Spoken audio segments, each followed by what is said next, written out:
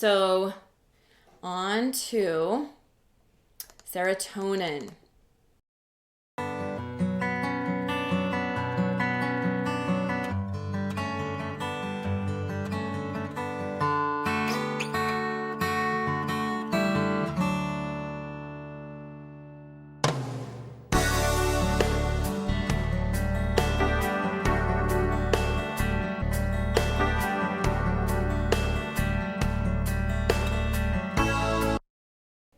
And so I think this should make sense that you're just marking whether it's a yes or no or neutral. And then we're just kind of looking at kind of a general way of gauging this as if there's 3 or more in one column.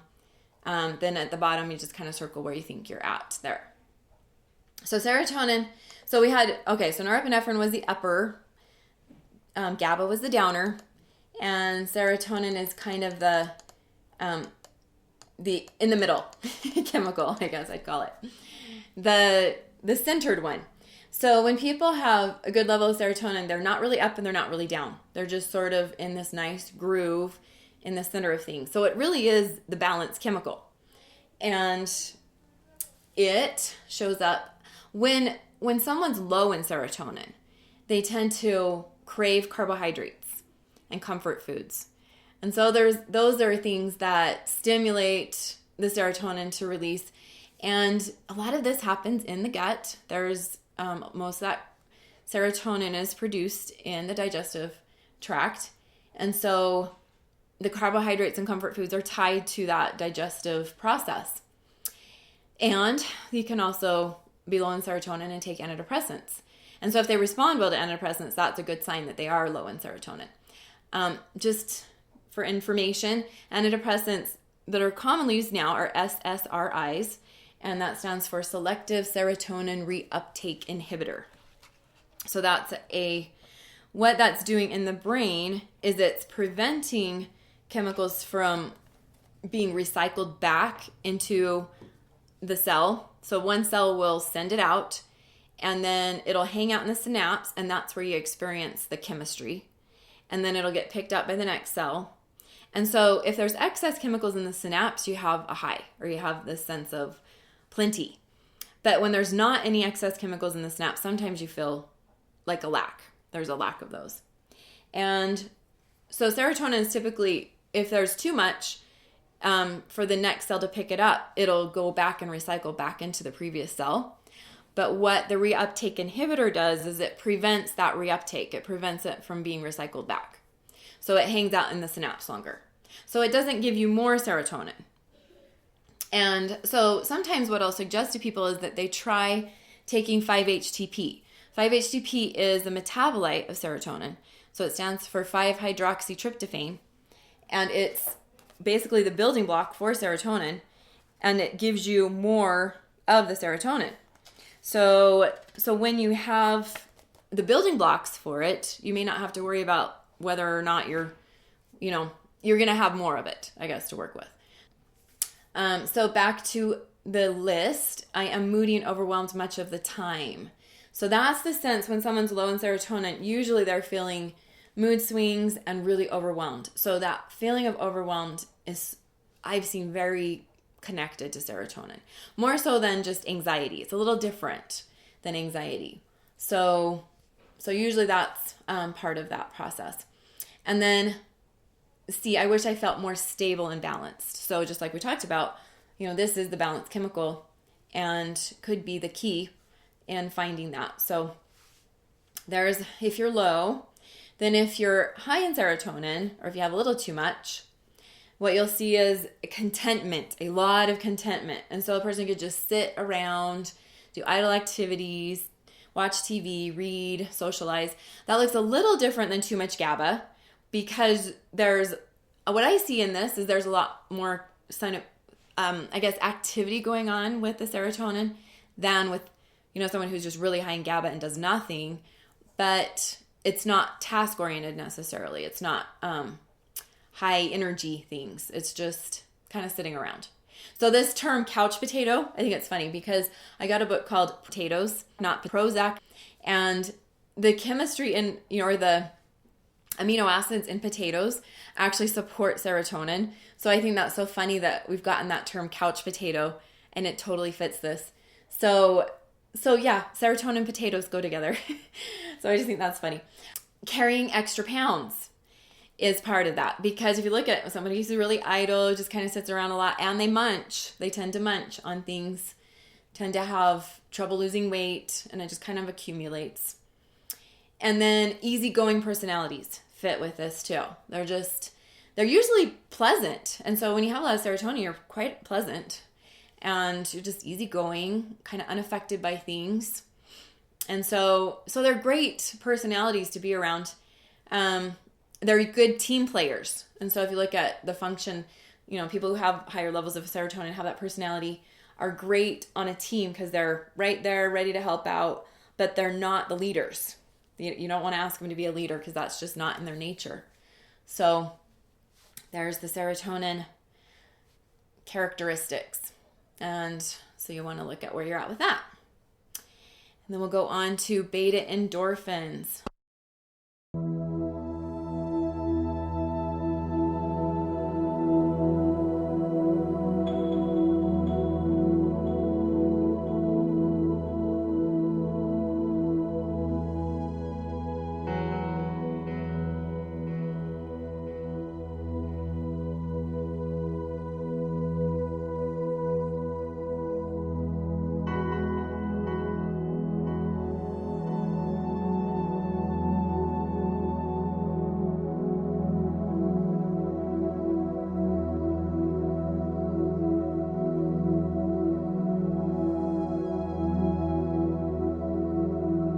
So beta-endorphins are related to sugar. So in this book, Potatoes Not Prozac. So the author relates the difference between serotonin and beta-endorphins. And from that, there's also another consideration, and that is where sugar fits for that person. So anyway, I thought it was interesting. I made all those connections when I read that book. And there is a difference between the chemistry that craves carbohydrates and the chemistry that craves sugar. And there is a difference between how serotonin feels and how beta-endorphins feel. So beta-endorphins do tie in with that inner morphine, is what, if you look at the word endo, it stands for inner. And orphan, if you add an E on there, would be your morphine. It's a narcotic-like chemical. The problem with that is to try to raise that chemistry. If you're low in it, the only thing really to do that with is addictive. Just as addictive as I talked about with the benzodiazepines are narcotics. Narcotics even probably could be more addictive for people that are low in them, especially. So these are things like codeine and Percocet, and OxyContin is a strong one.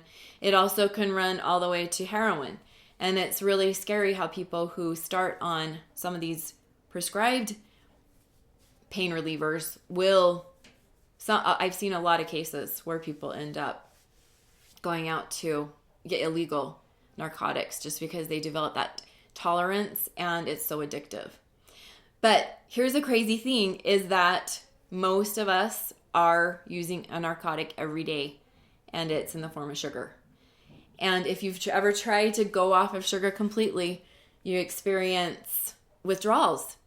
And I did this last summer, and I was getting sugar out of my system. And I assumed they call it a die-off syndrome when you're trying to kill candida and you're trying to, get all of that stuff out of your system. But what I realized is it was just sugar withdrawals. So the die-off symptoms and sugar withdrawals are basically the same thing. But the sugar withdrawals, I would end up, at least for a full day, just basically in bed. Just not wanting to do life and knowing it will pass because I've done it before. But it's very miserable, I will say. So that's what that's important to, I think, look at. When people are low in beta-endorphins, they tend to be agitated and feel too much pain. And so when they get hurt, it's just, they react more. And emotional pain, I think, is the one that you also run into, is that they're just very sensitive, or they're very reactive, I guess, to things that are emotionally difficult. So that's that piece. And C, I long for romance and intimacy. So romance and intimacy are stimulants for, or stimulate that beta-endorphins release. They mimic beta-endorphins to some extent. But I wish I felt more loved is in there. Love is the one thing that may resolve this and not have the downside of addiction. So if you find the right type of love. So what I found is when you're in a beta-endorphin deficiency, looking for love through romance and through other people doesn't work very well. It becomes an addictive pattern, and you end up in addictive relationships, or you end up going through a roller coaster with it. And what does work is divine love and more, I guess, pure types of love, like someone who has an unconditional loving relationship. So that solution I talk about at the very end of the book, and I will talk about at the very end of the series of classes, and there's a solution there. So that's important to know. If you're low in beta endorphins, it also can look like dysthymia, which is low-grade depression. And so I also have some classes on that. And you might, those who have watched the free class that I do, I talk a little bit about that as well. But people who have a lot of endorphins, this is interesting, seem happier than others and easily get high on life. So that's the opposite. And I could have, maybe put more in there on the dysthymia, which is like dysphoria. I'm just not happy. So the opposite end of that is super happy. And so I guess using the no, if you feel like you're the opposite end of that, you could put no. If you end up having more of the dysthymia or dysphoria than euphoria. So euphoria is the happy. And then there's those of us who fluctuate up and down through those. So, and then E, I'm not very grounded, often have my head in the clouds. And so this would also fit where I was talking about the task negative person. So the task negative person tends to be super happy. And it was so interesting when I was doing some just anecdotal research on ADHD, I discovered there was a rating scale I used. So the teachers would rate students, and they had a question on there that asked if that child seemed happier than, how their happiness level related to other kids. And what I found was that kids with ADHD, the teachers very consistently rated them as seeming happier than other children. I thought that was so interesting. So people with ADHD tend to ride in this upper realm, kind of the opposite of dysthymia. They tend to look like hypomania. And hypomania is the low end of mania, where it's actually this really happy place to be. Most people want to get there. But many people fluctuate in a roller coaster with it, and people with ADHD tend to kind of stay there more. So I just think that's fascinating how, they have the both ends. But the problem with being in that state is F. I tend to overlook problems and avoid dealing with reality. So a lot of times they don't want to come down to earth and face situations or that type of thing. In a relationship, that can be a problem. The person could be lots of fun, to hang out with, but then when there's stuff to deal with, they don't want to deal with it. So there's a downside definitely to that. But looking at that, it's kind of interesting to see, if you're low or higher in those chemicals. And then dopamine is the last one we'll look at.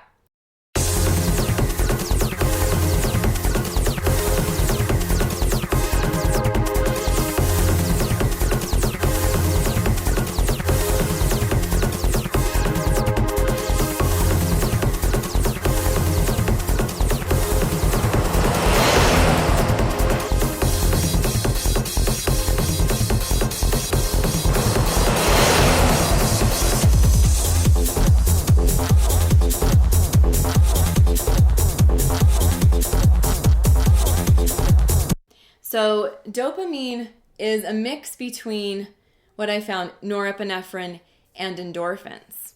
So there's a little bit of the stimulant going on, or quite a bit actually of the stimulant going on, but there's also a pleasure chemistry going on.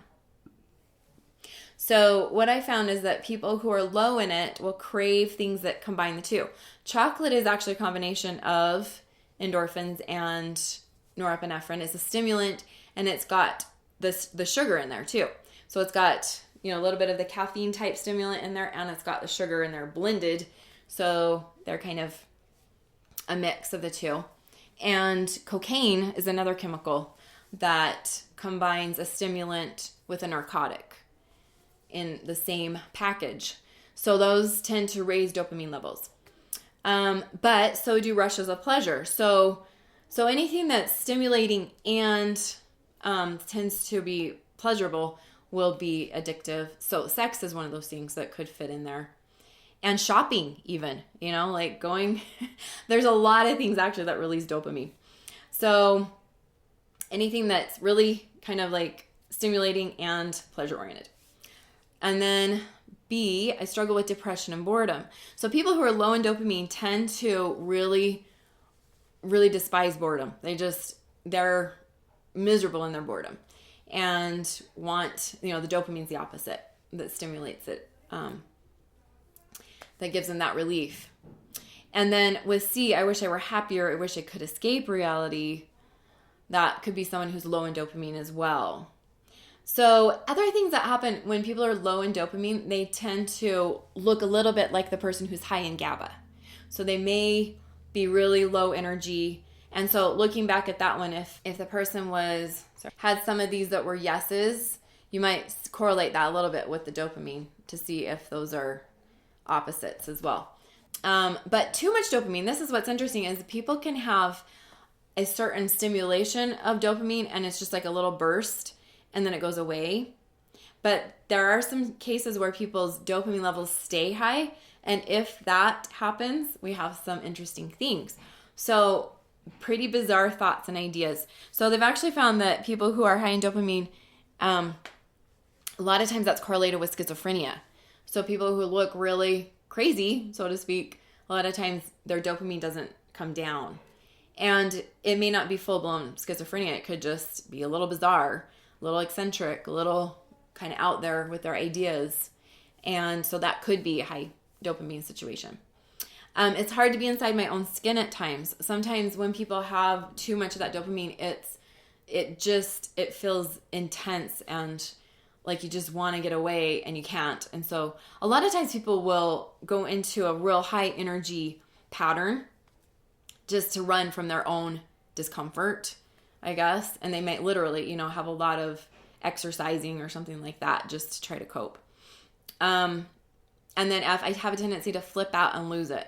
So when that dopamine comes, up too high, it's sometimes like an overload. And so that's kind of how you'll see that.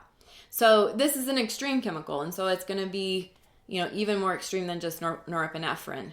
And partly because, they actually found with people that use LSD that, LSD as a hallucinogen stimulates a lot of dopamine, in the brain and keeps it there because it's a 12-hour drug. That's a long time to have dopamine. And so that's partly why people are going into hallucinations and that type of thing. So anyway, so dopamine can be very addictive. I've actually looked at whether it's even necessary. I had an experience where I went on vacation and it was kind of like a dopamine world. It was just like we did all these intense fun things and it was as an escape from reality.